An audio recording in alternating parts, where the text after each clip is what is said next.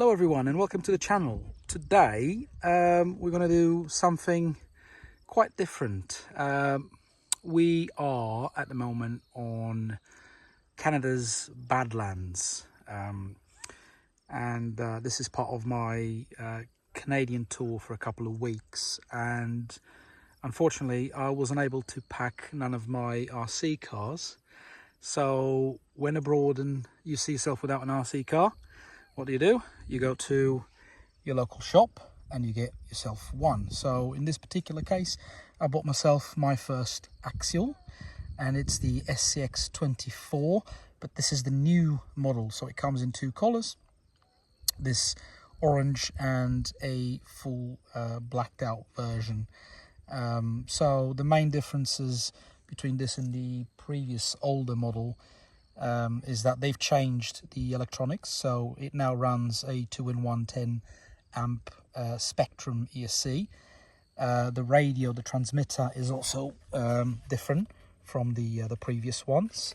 The battery is more or less the same, and they now come with oil shocks. So it's still the 1967 licensed GM Chevrolet C10, and still the BF Goodrich all-terrain or off-road tyres. There doesn't seem to be any foam in them, and it's still the same clip system. So you've got a couple of clips, and then you've got a hinge system at the back, which once you flip the body, it gets you access to everything else. So now the battery and the combined ESC and receiver are from Spectrum.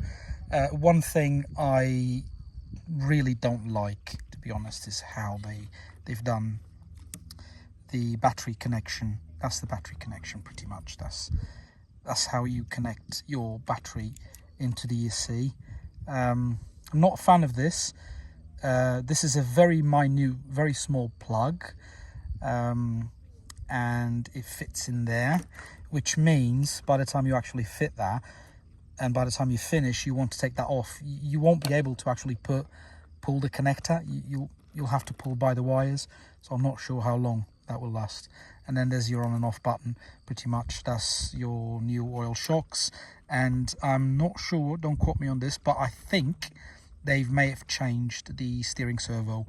I've seen from other reviews that this is far more accurate and far quicker on the movements, and I know that this was a weak spot on the previous model, so I'm under the impression they've also changed the steering servo.